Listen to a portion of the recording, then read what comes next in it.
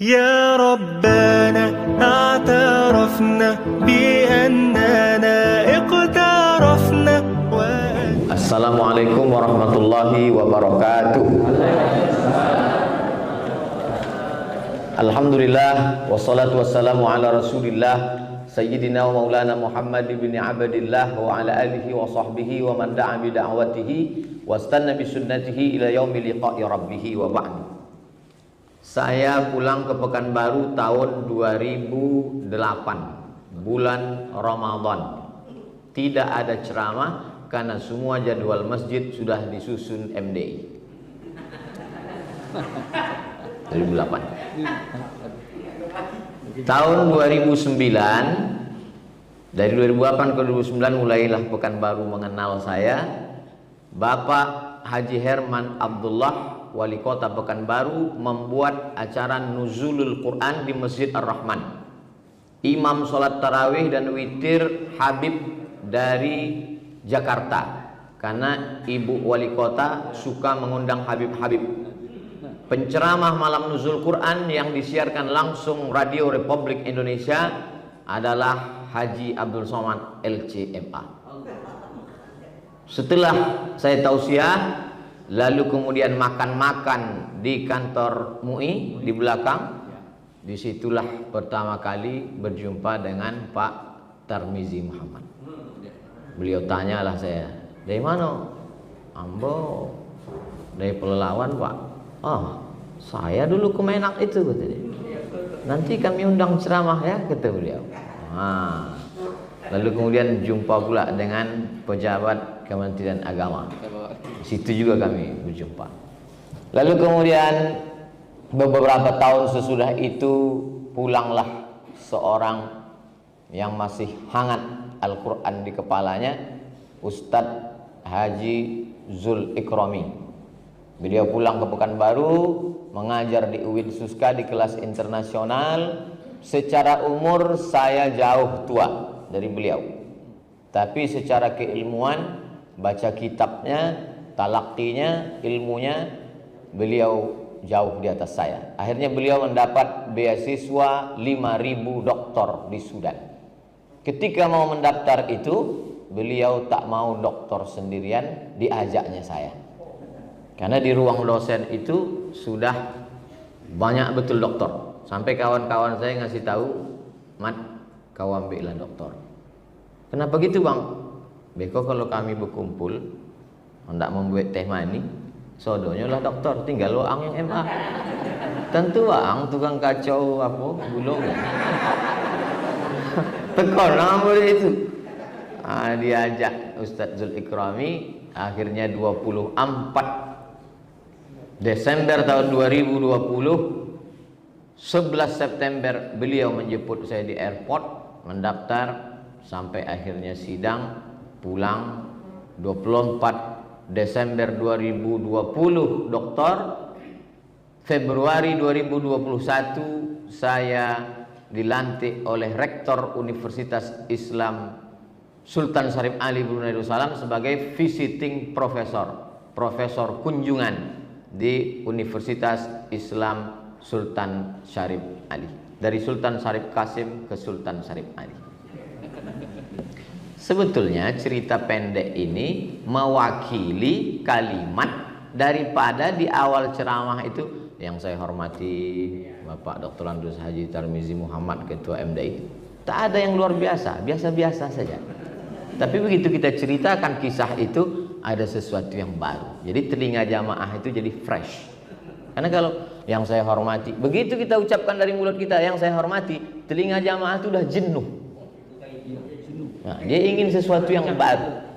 Jadi dalam manhaj dakwah, makanya Nabi Muhammad SAW memulai itu Alif Lam Mim. Kenapa? Karena orang Arab sudah biasa mendengar syair yang indah-indah. Tapi begitu mendengar Alif Lam Mim, semuanya takjub. Apa yang akan datang setelah itu? Ternyata yang datang setelah itu adalah Dzalikal kitabul la raiba fi. Jadi dibuat dulu telinga itu takjub. Ustadz kau mengajari awak ceramah. Ustadz belum balik kami udah ceramah. Ambo sekedar tukar ceritanya. Mendaftarlah ambo di IKMI, Ikatan Masjid Indonesia. Datang ke Jalan Tongkol. Toda. Assalamualaikum bang. Waalaikumsalam. Aku ndak mendaftar IKMI. Jalan Toda itu di mana? Kau cari jalan ikan. Banyak ikan situ. Ada paus, ada tongkol. Asal dapet nama-nama ikan, adalah situ gitu kawan. Dapatlah masuk mendaftar. Mohon maaf, pendaftaran sudah tutup. Datanglah ambo ke kantor MDI, waktu itu masih di Ruku, Jalan Sudirman. Mendaftar di situ, kata mereka pelatihannya sudah selesai, tidak bisa lagi, tapi karena kasihan diterima. Itulah. Jadi bantuan MDI ini sampai mati ambo ini. Tapi bukan berarti ambo sakit hati dengan IKMI, enggak. Kalau diundang di IKMI, ambo datang. Pembekalan dai IKMI, ambo datang. Ambo tak dendam, cuma ingin aja.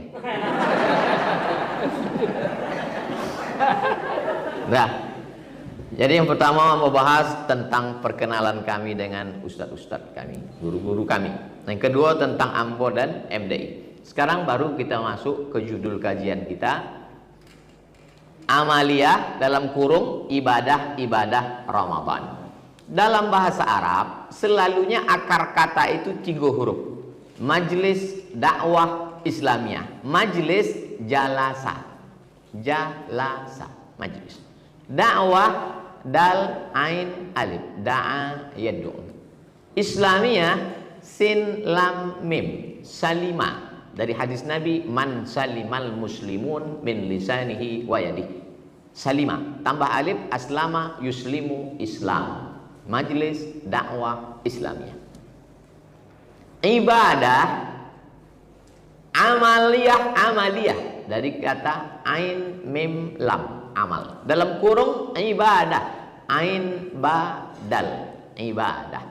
Ramadan, ra mim dad. Ramda artinya karat. Kalau kita mengambil besi, terkubur di dalam tanah, kena asam tanah, karat, bekarat besi itu. Maka besi yang bekarat tadi mesti kita lepaskan karatnya. Bagaimana cara melepaskan karatnya? Maka dia dimasukkan ke bara api. Bara api yang panas itu bahasa Arabnya ramda. Setelah dimasukkan ke bara api yang panas menyala merah, pukulkan karatnya, lepas. Begitulah selama 11 bulan ini. Telinga bekarat, mata bekarat, lidah bekarat, hati bekarat. Yang paling banyak karatnya adalah Ustadz Abdul Somad. Banyak karat-karat. Maka dilepaskan dengan panasnya Ramadan.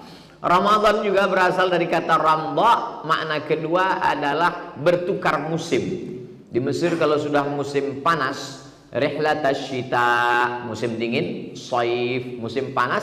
Pada saat musim panas itu debu menutupi daun-daun sehingga daun tak nampak hijau. Ketika berganti musim, datanglah hujan menyapu. Begitu hujan turun, maka debu-debu yang menempel di atas daun-daun hilang, nampaklah daun hijau, bunga memerah, bangunan cantik indah. Maka begitu juga selama 11 bulan ini mata berdebu, telinga berdebu, hati berdebu, kepala berdebu. Datanglah hujan Ramadan ini, maka bersihlah kita.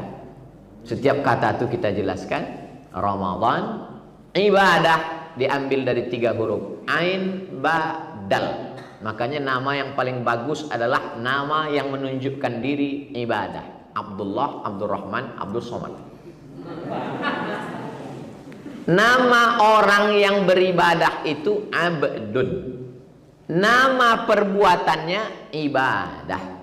Nama yang menerima ibadahnya itu ma'bud.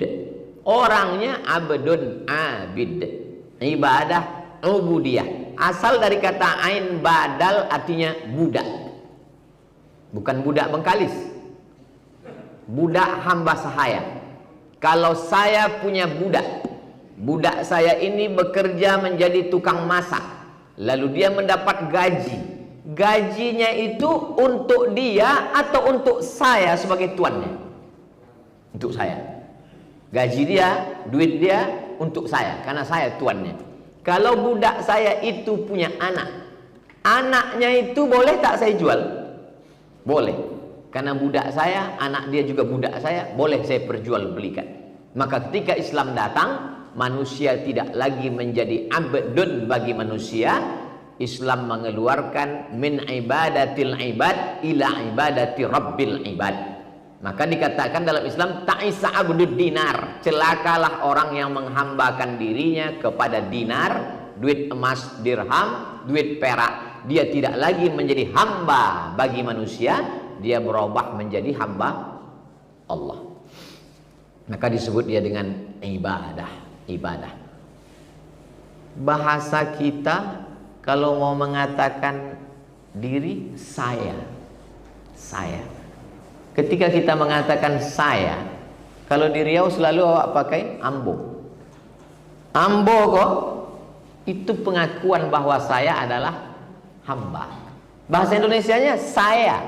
Saya itu hanya sudah dibuang. Sama macam bahasa kita dengan Malaysia. Ustadz sahaja. Sebetulnya ustadz saja. Saja asal katanya sahaja. Saya asal katanya sahaya. Jadi ketika kita mengatakan ambo ko orang Melayu, kita sedang mengatakan diriku ini hamba.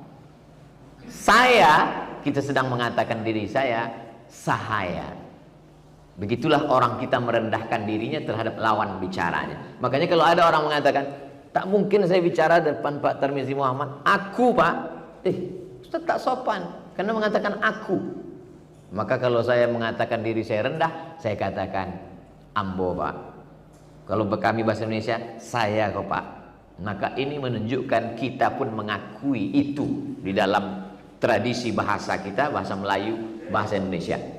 Udah jelas menurut bahasa. Ibadah, Ramadan, hambo, saya, sahaya. Jadi kalau kita menjadi hamba manusia, gaji kita untuk tuan kita, anak kita boleh dijualnya, bahkan nyawa pun boleh diambilnya. Ketika Ibnu Battutah sampai ke Pulau Jawa, waktu itu belum Islam lagi raja-rajanya, maka datanglah raja itu memanggil budaknya. Budak, sini. Dikasihnya pisau. Lalu kemudian budak itu menikamkan tangkai jantungnya, ditusuknya jantungnya, mati dia saat itu juga. Raja itu bertanya kepada Ibnu Battutah, adakah macam ini di kampungmu? Kata Ibnu Battutah, tak ada. Raja ini mau menunjukkan kepada Ibnu Battutah bahwa hambaku, sahayaku memberikan nyawanya untukku. Dan itu terjadi pada makam-makam tua. Makam-makam tua yang terbuat dari batu, setelah digali ternyata di situ ada 7 jenazah. Yang di tengah tulangnya memanjang, ada kiri 3, kanan 3. Apa maksudnya? Waktu dulu orang-orang kaya, penguasa-penguasa mati, yang mati itu 1 orang, tapi ada 6 pemangkunya hidup dikubur memangku.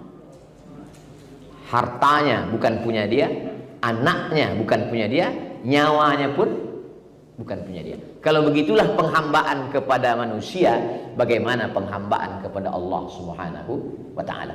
Maka dalam Islam diajarkan inna salati wa nusuki wa mahyaya wa mamati lillah.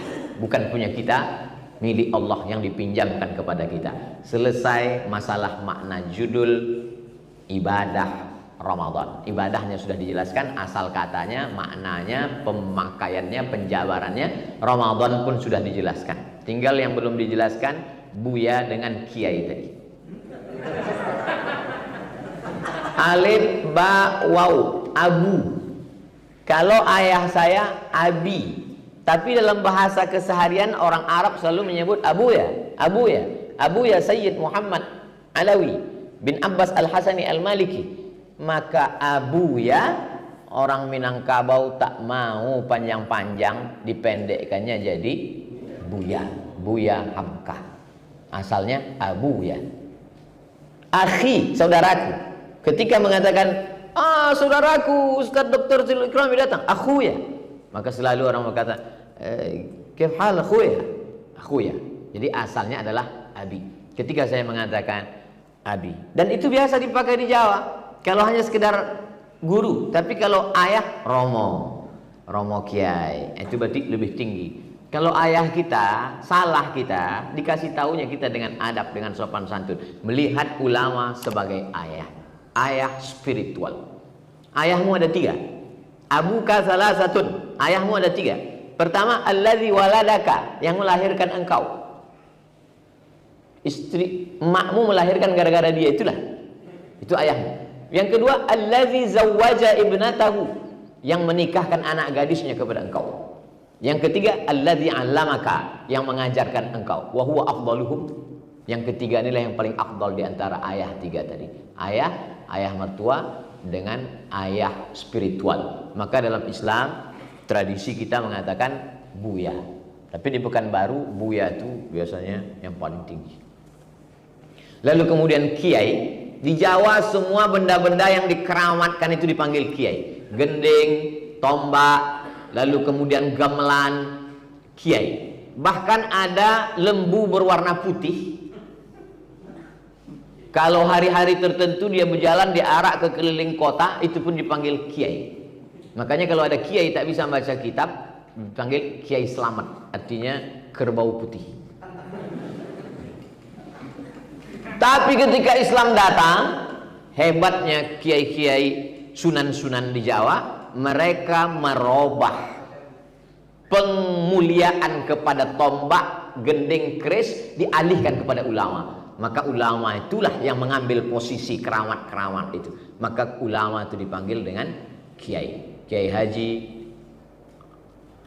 Hashim Ash'ari, Kiai Haji Wahab Hasbullah, Kiai Haji Bisri Sansuri dipanggil dengan kiai karena mereka tidak mau membawa istilah luar. Mereka tak pakai syekh, mereka tak pakai guru. Kita di Pulau Sumatera pakai guru. Guru itu dari bahasa Sanskerta. Maka di mana-mana kita selalu dipanggil tuan guru. Di Banjar pun juga dipanggil tuan guru sekumpul dan lain sebagainya. Ini tentang makna-makna tadi.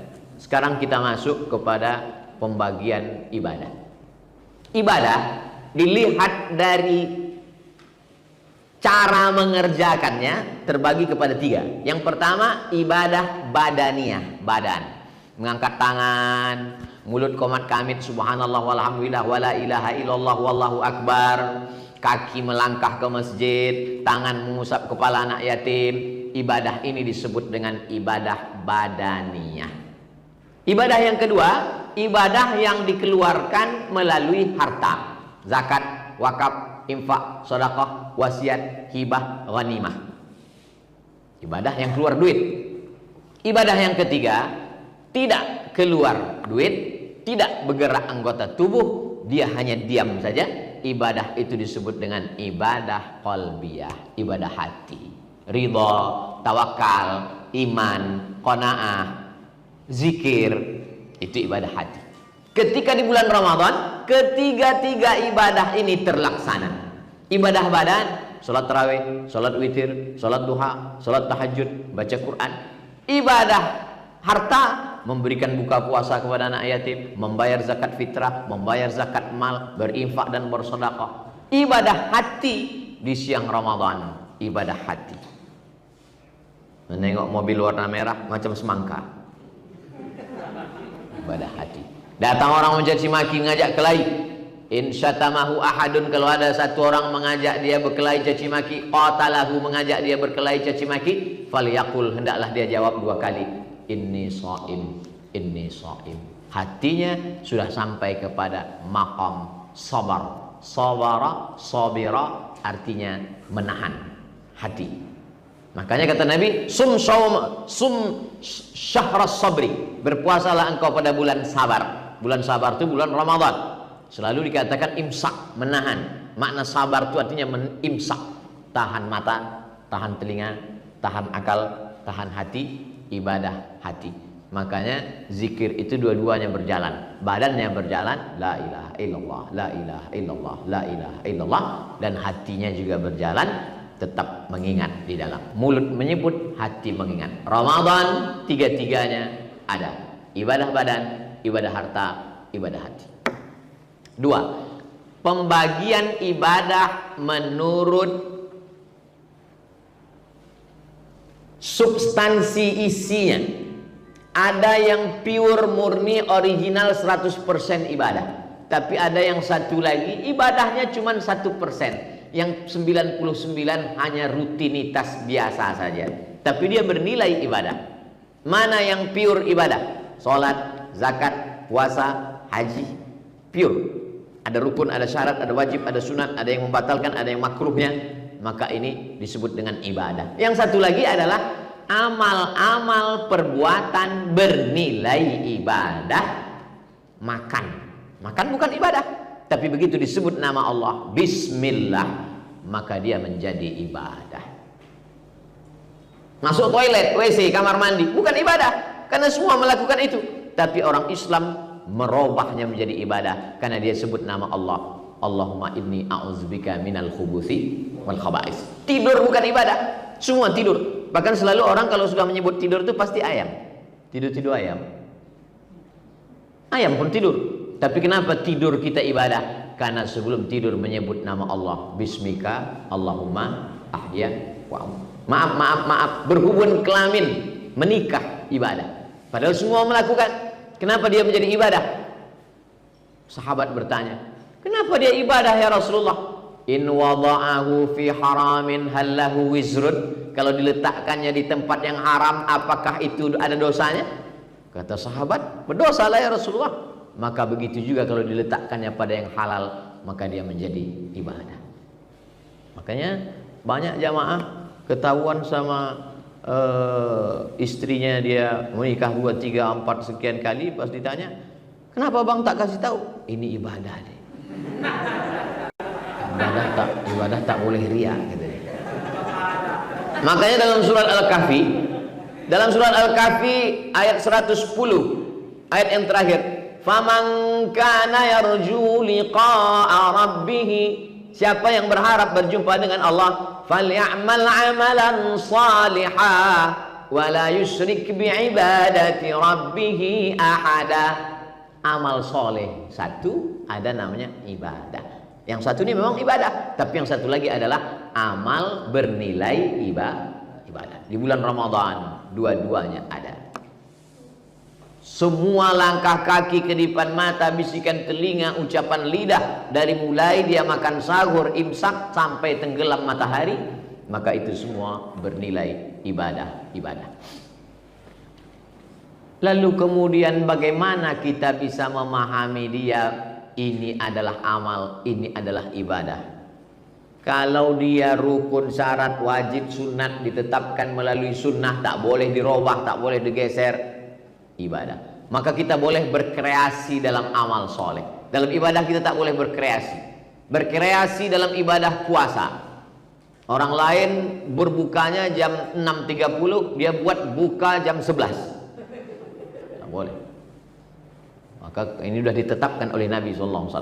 Orang lain bayar zakat fitrahnya, dia tetapkan wajib. Yang ini 2,5, dia buat 8,5. Wajib. Kalau tidak berarti tak cukup. Tapi kalau dia mau lebih sekedar tatawu, baik. Yang tak bisa diotak-atik, ibadah. Adapun amal soleh, man sanna fil islami sunnatan hasanatan, siapa yang membuat tradisi yang baik, falahu ajruha, dia dapat pahalanya. Selama ini hanya mengasihi santunan, ya satu paket fakir miskin anak yatim. Tiba-tiba dia buat tradisi yang baik, memberikan santunan 100 paket buka bersama di masjid apa Bu? Al-Ikhlas Palas Rumbai. Nanti sore 100 paket selama 30 hari. Duitnya dari mana? Wallahu a'lam bishawab. Kita cuma share saja. Jamaah dimanapun berada, Anda ingin masuk surga, cepat meniti titian Shiratal Mustaqim, masuk tanpa hisab, kirimkan ke nomor rekening berikut ini. Kita tak tahu, duit bukan punya kita, punya Allah Subhanahu wa taala. Poin ketiga, bahwa ada ibadah yang putus, tapi ada pula ibadah yang mengalir. Ibadah juga namanya. Abdul Somad membeli nasi bungkus, dia kasih ada orang makan. Habis nasi itu, habis, putus. Tapi kemudian ada ibadah yang tak putus. Itulah dia orang yang mewakafkan semen, batu bata, kerikil, keramik. Maka ini mengalir sampai hari kiamat. Ba'da matis samawati wal ard, sampai dunia ini kiamat. Setiap orang yang i'tikaf baca Quran, berzikir di tempat itu mengalir pahalanya, maka ini juga adalah bagian dari ibadah. Pembahasan terakhir, urutan amaliyah. Itu maka judul yang dibuat MDI, amaliyah dalam kurung ibadah. Kenapa ada amaliyah, ada ibadah? Karena ada ibadah mahdhah, pure, murni, 100%. Ada amal-amal yang bernilai ibadah. Wa ma khalaqtul jinna wal insa illa liya'budun. Kalaulah betul-betul bunyi ayat itu liya'budun, mesti ibadah mahdhah. Bagaimana kita mencari nafkah? Bagaimana kita membesarkan anak-anak? Bagaimana kita bekerja? Tapi karena ada pembagian ibadah dengan mahdhah, ghairu mahdhah, maka disitulah kita bisa berkreasi, bisa hidup, dan semua aktivitas kita bernilai ibadah. Sekarang urutan Ramadan dari A sampai Z. Saya urutkan dulu dari mulai malam itu dimulainya kapan? Ketika azan maghrib, disitulah malam bermula. Tapi katanya jam 12 malam, itu malam tahun baru, Januari Februari. Sedangkan malam dalam Islam dimulai azan maghrib berkumandang. Selepas azan maghrib sholat isya. Habis sholat isya sholat tarawih. 1 kali istirahat tarwihah, 2 kali istirahat tarwihah, 3 kali istirahat tarwihah, 3 kali istirahat tarawih. Yusalli arba'an, dia sholat 4 rakaat, berhenti. Yusalli arba'an, dia sholat 4 rakaat, berhenti. Yusalli salasan, dia sholat 3 rakaat, berhenti. Berhenti, tarwihah, tarawih. Lalu kemudian disebutlah sholat itu tarwihah, istirahat. Tarawih, sholat yang ada istirahatnya. Oh, kalau begitu 4 rakaat itu bagaimana Pak Ustadz? Dijelaskan hadis satu lagi, riwayat Aisyah juga. Sholatul laili masna 2 rakaat salam. Tapi setelah salam tak ada tarawih. Habis salam langsung tegak, Allahu Akbar. Setelah 4 rakaat barulah dia duduk istirahat. Kenapa perlu duduk istirahat? Karena tegaknya lama. Berapa yang dibaca Nabi? Rakaat pertama surat Al-Baqarah. Maka duduk istirahat, kaki-kaki membengkak, urat-urat kaki. Pada masa Umar bin Khattab tak sanggup mereka sepanjang itu. Maka kata Umar bin Khattab, tegaknya dikurangi, rakaatnya diperbanyak, 20 rakaat. Tambah witir 3. Waktu itu mereka sholat setumpuk di sana, setumpuk di sini, setumpuk di sana. Kata Umar bin Khattab, satukan saja, imamnya jadi satu, nama imamnya Ubay bin Ka'ab. Ubay, suara kau bagus. Panitia pengumpul Quran yang ada di pelepah korma di tulang onta, Ubay bin Ka'ab bersama Zaid bin Thabit. Suara mantap, hafalan banyak, 1 malam 1 juz. Tegaknya tak selama Nabi, tapi ayatnya tak sepanjang Nabi, tapi rakaatnya diperbanyak, 20 rakaat. Menengok tarawih yang begitu indah, apa kata Umar bin Khattab? Nikmatil bid'atu hadhihi. Inilah bid'ah yang paling bagus. Itulah dasar bid'ah hasanah. Karena kalau tak ada bid'ah hasanah, itu salat tarawih 20 rakaat itu bid'ah dhalalah, masuk neraka jahanam semua itu. Lalu setelah 4 rakaat mereka duduk istirahat. Orang Makkah waktu duduk istirahat itu dia tawaf. Subhanallah walhamdulillah wala ilah. Orang Madinah tak bisa tawaf karena tak ada Ka'bah. Maka ketika duduk istirahat itu apa kerja mereka? Sholat sunat 2 rakaat, pendek-pendek ayatnya. Supaya untuk mengalirkan darah kaki yang tegak lama, kebas kesemutan tadi. Maka beda rakaat orang Makkah dengan orang Madinah. Orang Makkah 23 rakaat, orang Madinah 39 rakaat. Kenapa bisa 36, 39? Karena ada 2 rakaat pendek tambahan.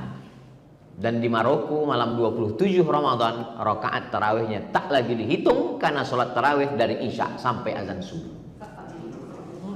Datang nanti ke Maroko, maka saya menengok ikhtilaf-ikhtilaf yang ada di Pekanbaru. Yang satu ribut masalah 8.13, yang satu ribut 22.3. Mau saya buat tarawih Maroko dari Isya sampai subuh.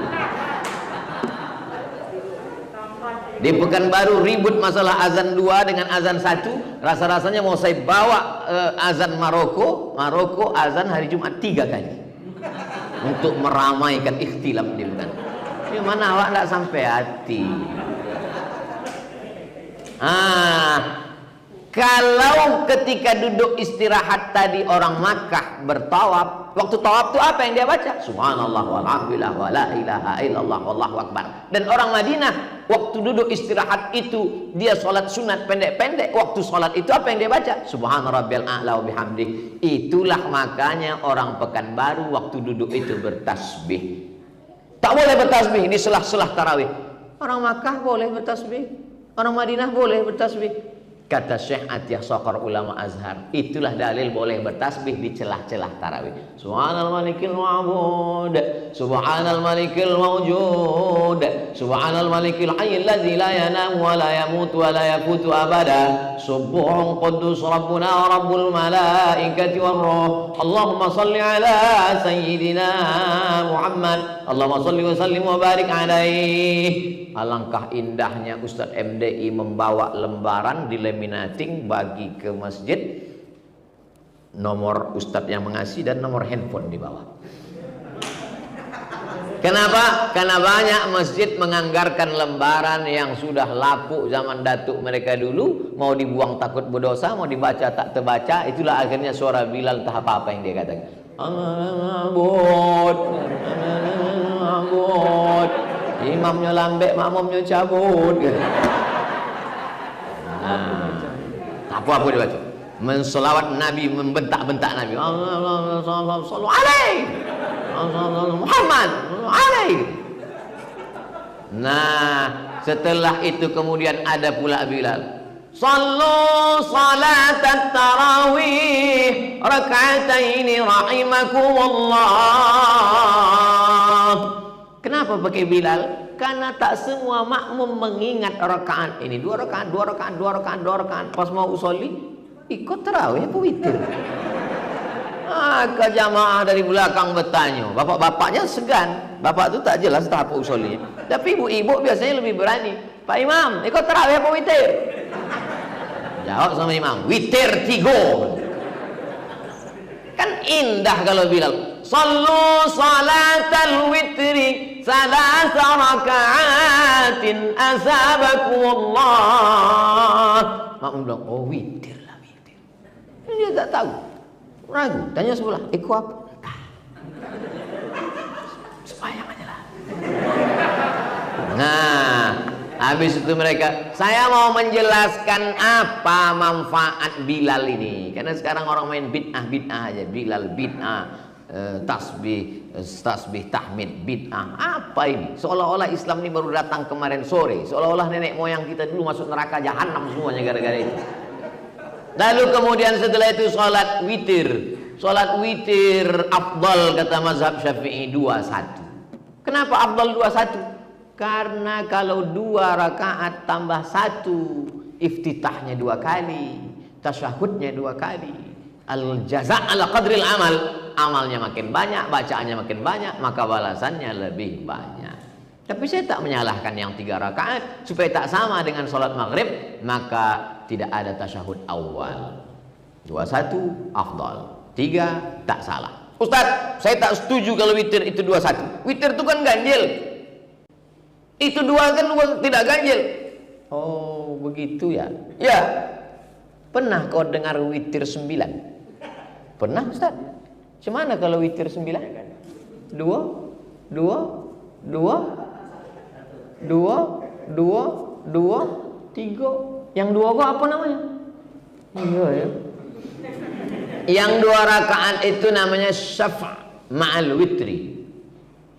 Wal fajri wa layalin ashri wasyaf'i wal watri. Watri witri tunggal, syafa' genap.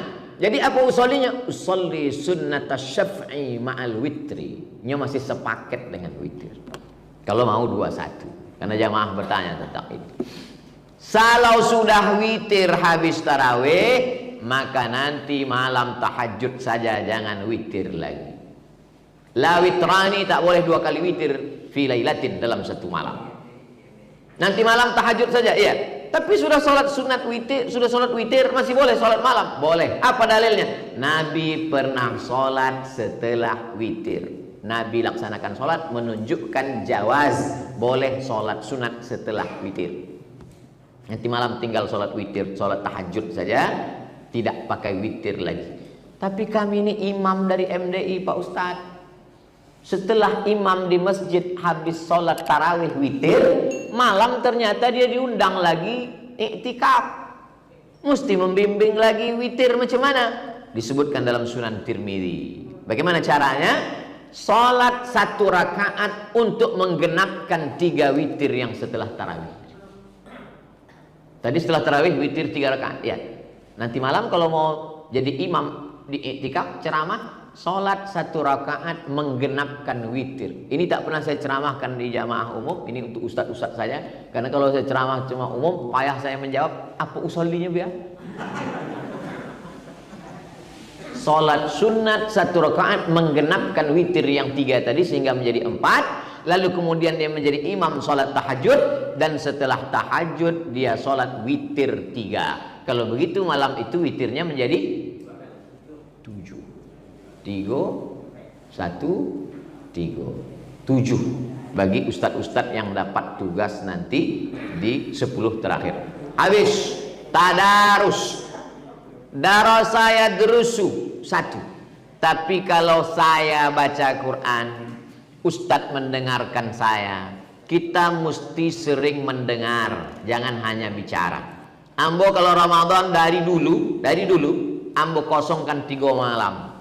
Ambo pergi ke daerah Pasir Putih, ambo pergi ke daerah Kubang, ambo pergi ke daerah Pantai Cermin. Ambo cari masjid-masjid, ambo sholat di situ di sop paling belakang untuk mendengar, supaya kita tahu rasanya jadi jamaah. Jumat pun begitu. Hari kau buya khutbah di mana? Ambo ndak khutbah, ambo ingin jadi jamaah. Ternyata menjadi jamaah jauh lebih berat daripada jadi ustaz. Mengantuknya minta ampun. Dari kita menjadi jamaah itulah tahu kita bagaimana menjadi ustaz.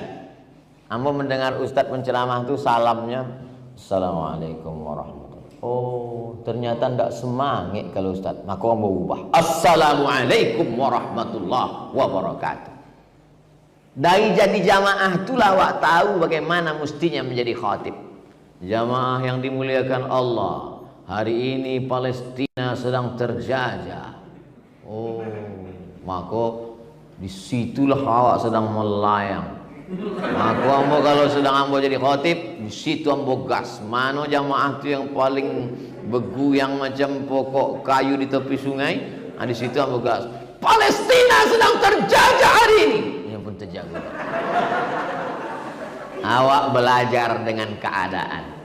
Jadi kita mesti mendengar, lalu kemudian tadarus, artinya kita mendengar bacaan orang. Tadarus mesti diteruskan tadarus. Setelah itu istirahat, tidur jam 10, 11, 12, 1, 2, 3, bangun jam 3, bangun sholat sunat pertama, sholat sunat wudu. Aku dengar suara dafana alaika baina yadaya fil jannah, suara gesekan selop sendalmu di surga. Apa amalmu wahai Bilal? Kata Bilal, aku tak pernah meninggalkan sholat sunat wudu. Usolli sunnatal wudu raka'atain lillahi ta'ala. Habis itu sholat sunat taubat. Ma min muslimin yuznibu dzamban, ada orang buat dosa, summa yatatahhar, bersuci mandi, berwudu, summa yusolli raka'atain. Sholat sunat taubat 2 rakaat. Usolli sunnatat taubat. Yang ketiga, sholat sunat tahajud. Wa minal laili, dari sebagian malam, fatahajjat bihi nafilatan lak asa ayyab'atsaka rabbuka maqaman mahmuda. Setelah itu baru sholat sunat hajat. Kita kalau ada hajat, kasih dulu hadiah, baru sampaikan hajat.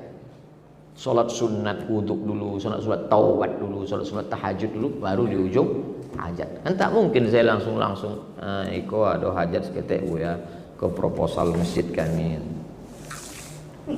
Ada muqaddimah dulu, setelah itu barulah hajat. Setelah sholat sunat hajat selesai, berzikir, bertasbih. Waktu paling afdal adalah waktu sahur. Wabil ashari hum yastaghfirun. Istighfar. Man lazimal istighfar, siapa yang melazimkan istighfar, ja'alallahu lahu min kulli dhiqin makhraja, kesempitannya diberikan solusi. Wa min kulli hammin faraja, kesusahannya diberikan kelapangan. Wa razaqahu min haitsu la yahtasib, diberi rezeki dari yang tak disangka-sangka. Datang orang ke Imam Al Hasan Al Basri. Kami paceklik hujan tak turun, banyak istighfar. Datang tamu satu lagi, saya tak punya anak, banyak istighfar. Tak lama datang tamu satu lagi, ini kebun kami kering, baca istighfar. Satu lagi datang tamu, kami miskin, baca istighfar. Kata jamaah yang ada di situ, nampaknya Imam Hasan Basri ini ilmunya istighfar aja, tidak ada ilmu lain. Kata Imam Hasan Al-Basri, faqultu astaghfiru rabbakum innahu kana ghaffara. Kalau kau beristighfar, Allah mengampunkan. Wa yumdidukum bi amwalin, dikasihnya kau harta, wa banin, dikasihnya kau anak, wa yaj'al lakum jannatin, diberikannya kau kebun-kebun, wa anhara, sungai-sungai. 5 diberikan karena istighfar. Maka berbanyak istighfar. Astaghfirullahaladzim sepanjang-panjang. Allahumma anta rabbi la ilaha illa anta khalaqtani wa ana abduka wa ana ala ahdika wa ahdika mastata'tu a'udzubika min syarri ma sana'tu abu laka bi ni'matika alayya wa abu bi dhanbi faghfir li fa innahu la yaghfiru dzunuba illa anta. Kalau kemudian salat subuh sekaligus sampai salat sunat isyraq. Jamaah, jangan habis salat subuh itu pulang ke rumah. Habis salat subuh itu mesti duduk di masjid sampai terbit matahari, salat sunat isyraq 2 rakaat. Tapi Buya, di masjid kami ini tidak ada pengajian. Kan nomor lah hamba bagi tadi. Nanti dalam zikir jadwal tadi. Buka aja buku MDI untuk kajian subuh. Man sholat subuh fi jama'atin, sholat subuh berjamaah. Summa qa'ada yadhkurullah, duduk berzikir dengan Allah hatta tatlu asyam, sampai terbit matahari. Summa yusolli rak'ataini. Cara waktunya bagaimana Buya? Pekanbaru sekarang maghrib jam berapa? 6.20. Maka salat sunat isyraq 6.20. Mudah begitu. Kanat lahu ka ajri hajjatin wa umrah, dapat pahala seperti haji dan umrah. Adapun ibadah siangnya maka banyak ibadah. Pas sampai 10 menit. Terima kasih Bu ya. Jazakumullah. Assalamualaikum warahmatullahi wabarakatuh.